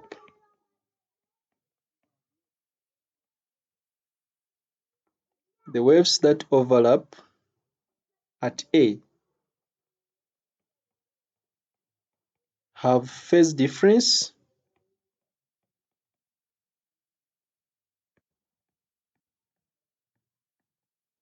or path difference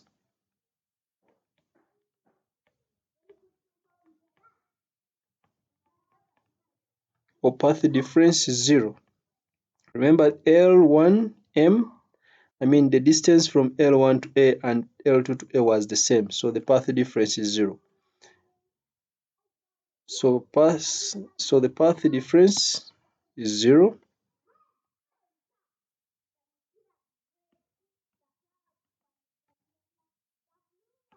Path difference is 0, so constructive interference occurs. Constructive interference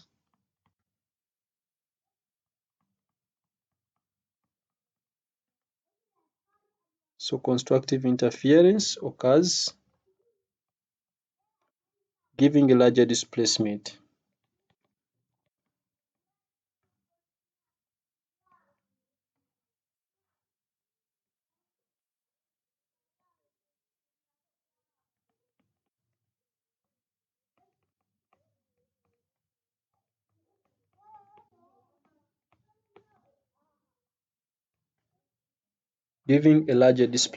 Then at B, use the principle of superposition to explain the traces shown with M at B. At B, we have just seen a dot. A dot is indicating total cancellation, destructive interference. So the waves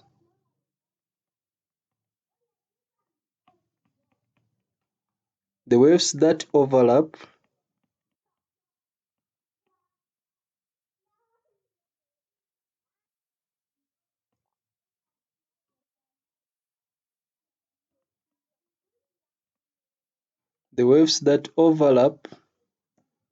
at B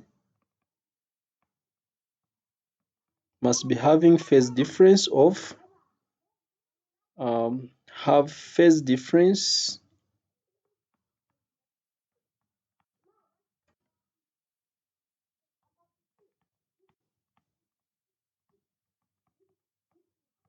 remember the conditions for destructive interference. It could be 180 degrees, or you can just write it general. such as n plus a half times 2 wavelength, or you write n plus a half times 360 degrees. This was in radians. Or you write n plus a half times 360 degrees, or you can just write 180 degrees, or you write path difference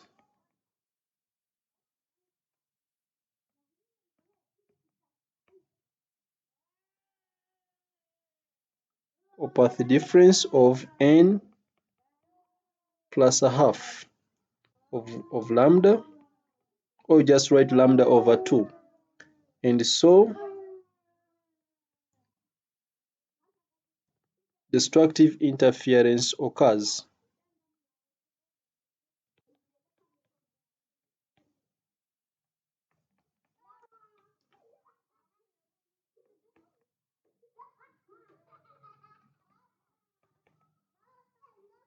Destructive interference occurs, causing cancellation.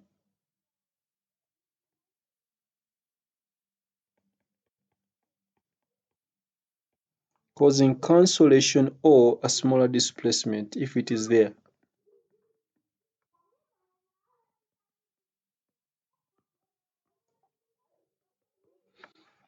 So that is for part B. Again, for part C, we now have it could be the first order maximum.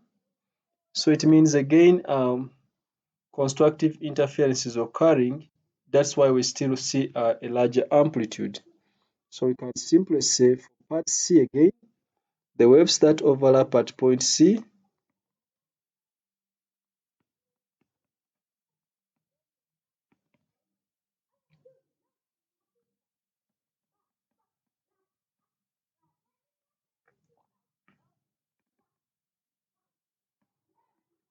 the waves that overlap at C again must be in phase, but this time the phase difference is not zero. So are in phase, or you can say have phase difference, have phase difference. It is not zero this time, because it is zero when the path difference is the same, or the distance between the two sources to that point is equal. Or have phase difference of, now here we say the n times 360 in degrees, or n times 2 pi in radians. That is the phase difference. Or path difference, or the path difference should be, remember 360 is one cycle, so the path difference is n lambda, or path difference of n times wavelength, and so constructive interference again occurs.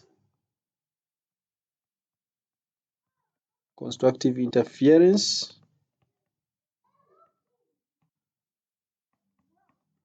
giving larger displacement. What am I writing? Giving a larger displacement.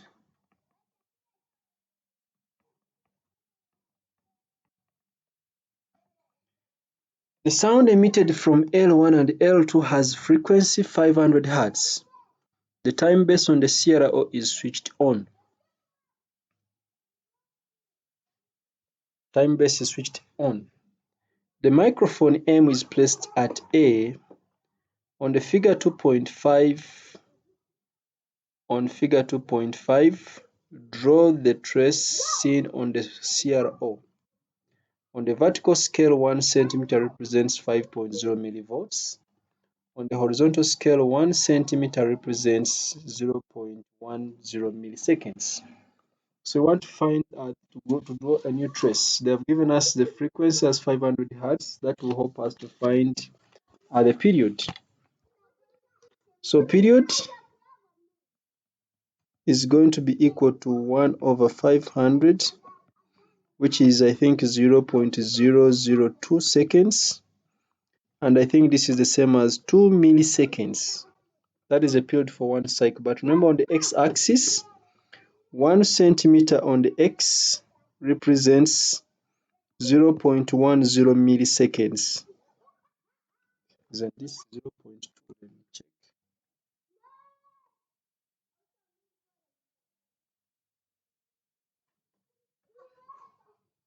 1 centimeter represents 0.10 milliseconds. So how many centimeters do we need to represent 2 milliseconds?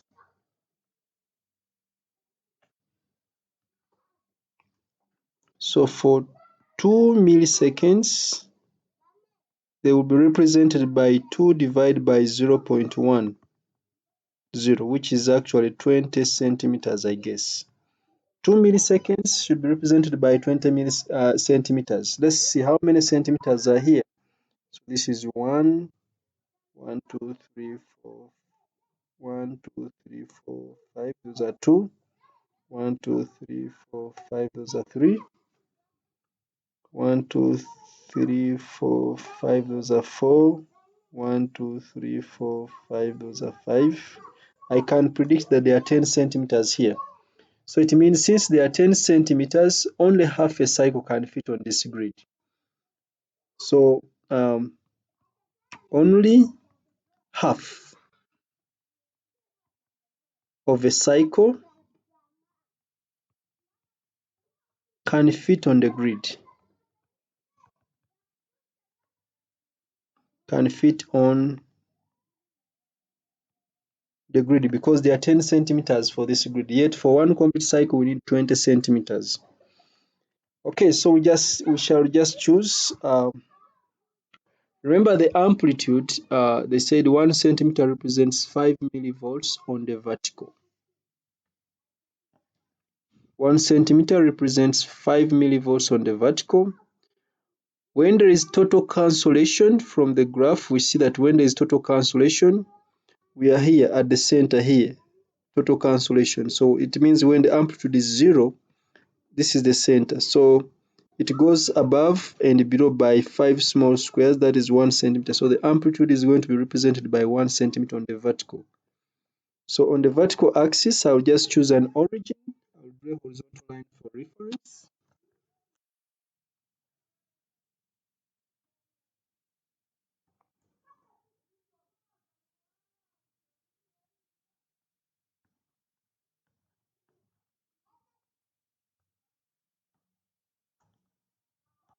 So this is going to be like my 0 line, a point where the amplitude is 0. And I'm going to indicate 5 small squares for the amplitude. 1, 2, 3, 4, 5. Then 1, 2, 3, 4, 5. Okay. So remember, only half a cycle fits on this grid. So a quarter cycle must be at the center. 1, 2, 3, 4, 5, 6, 7, 8, 9, 10, 11, 12, 13, 14, 15, 16, 17, 18, 19, 20, 21, 22, 23, 24, 25. I think that is the center. Because they were 20 centimeters. No, it should be 20. For half of this, I'm looking for where the graph should cross the horizontal line that I've drawn. 1 centimeter, 1, 2, 3, 4, 5. Those are 2 centimeters. 1, 2, 3, 4, 5. Those are 3. 1, 2, 3, 4, 5. Those are 4. 1, 2, 3, 4, 5.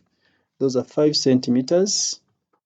So that is a quarter. A quarter should be somewhere here. If I start, the graph should cross the x-axis at around there. It should not go beyond 5 millivolts. So this is 5 millivolts above, 5 millivolts below, negative, positive. So I can choose to start from maximum and I draw that graph. Let me use which color? Let me use green. and I increase the thickness. So I can choose to start from maximum and it crosses there. Then 1, 2, 3, 4, 5. Then it goes to maximum again down. That is half a cycle, by the way. Alternatively, you can choose to start from 0.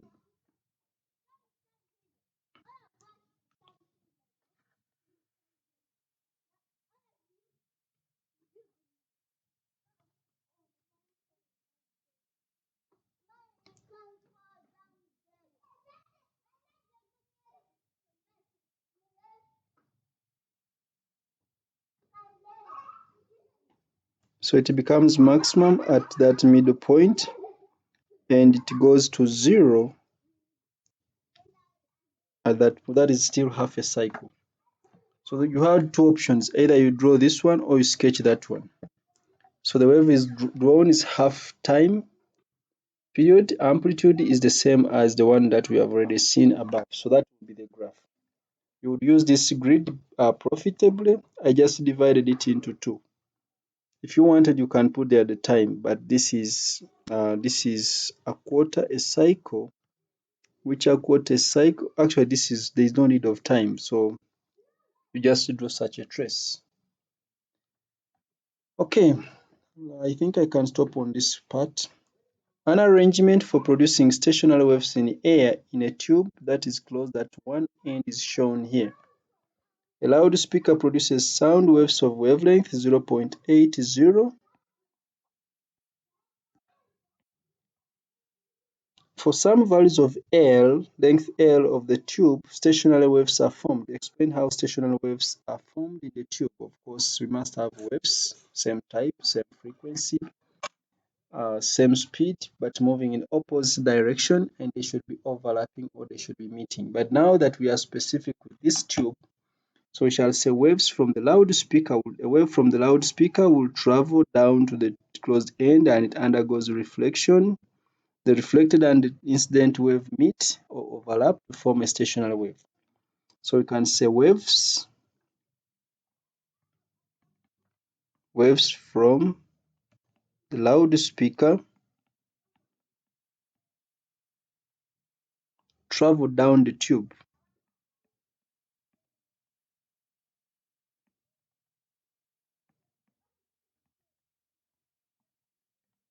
Travel down the tube and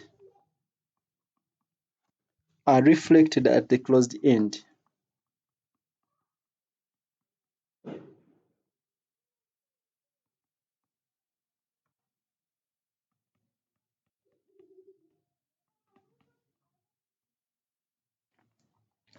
Are reflected at the closed end. So the reflected waves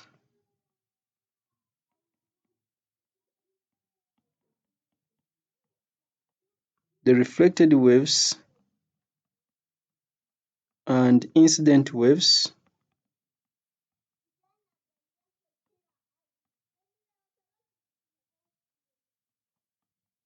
the reflected waves and incident waves traveling in opposite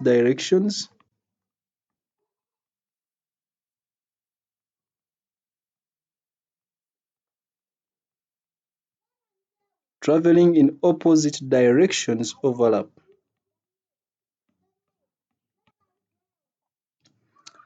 Opposite directions, let me say with same frequency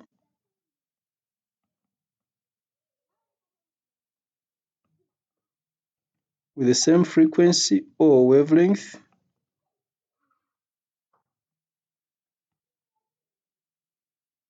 overlap.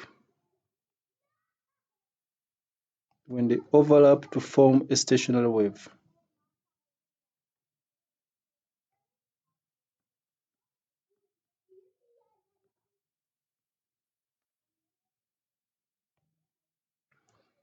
Of course, because the incident and the reflected waves are the ones meeting, they have the same type, the same kind, traveling at the same speed. So I don't need to repeat myself on that.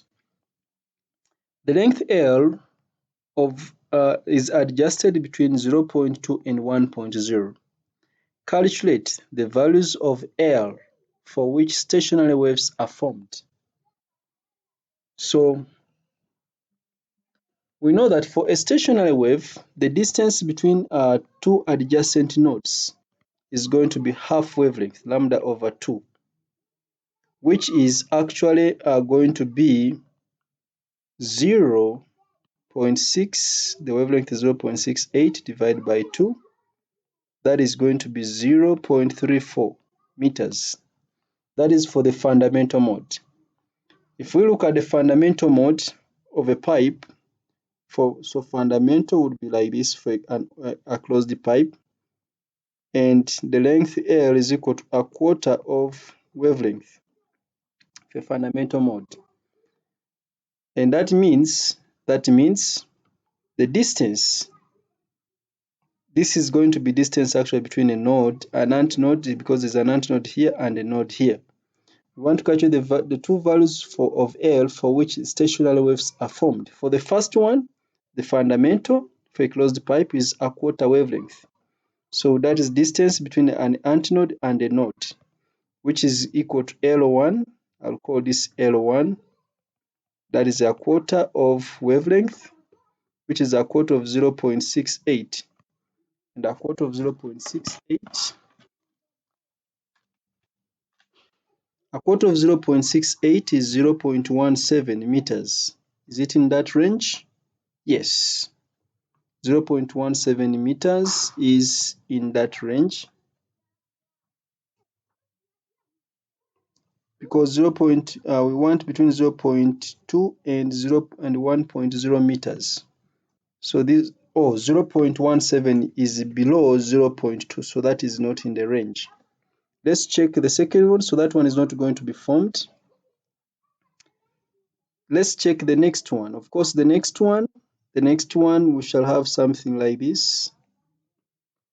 So the length L, which I'm going to call L3, is going to be, this is a half plus a quarter, that is 3/4 of wavelength. And 3/4 of wavelength is going to be 3/4 times 0.68, which is,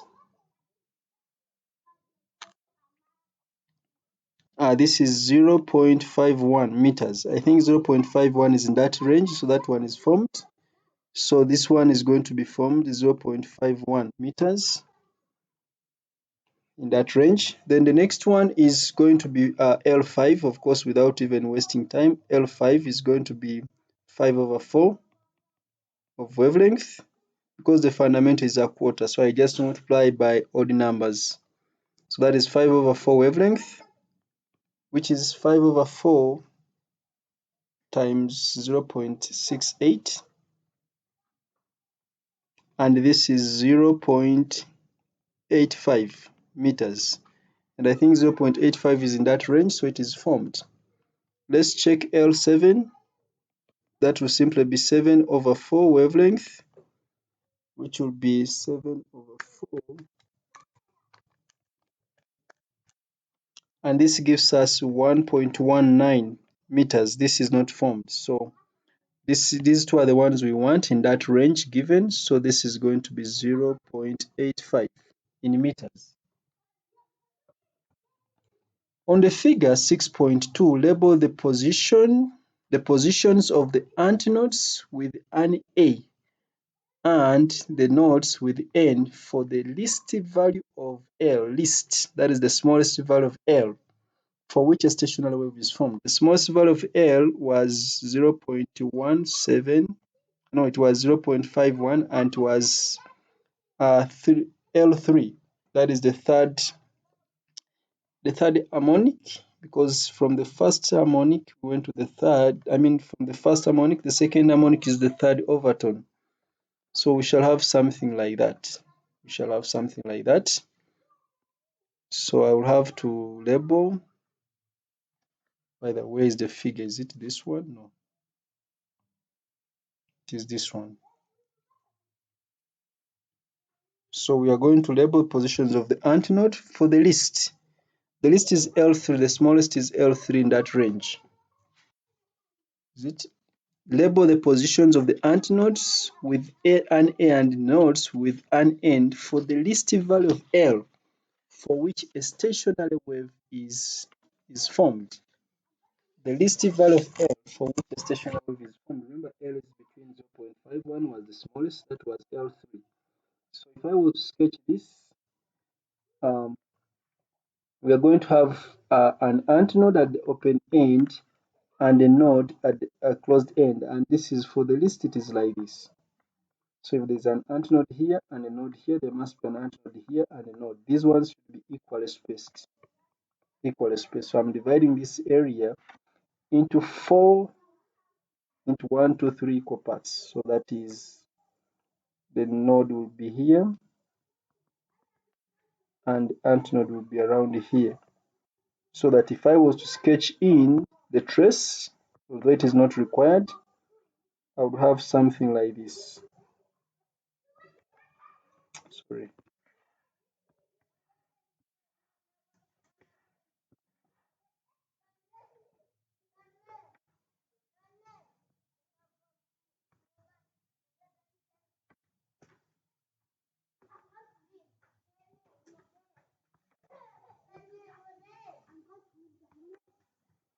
Something like that. So we have around this area here an antnode. We have a node here at the extreme end. There's a node here at the extreme end. There's an antnode there. There's a node here, and there's an antnode at the open end. So that would be the diagram as required. So let us stop here for this part 3. Let's meet in part 4. Have a very blessed day. Bye bye.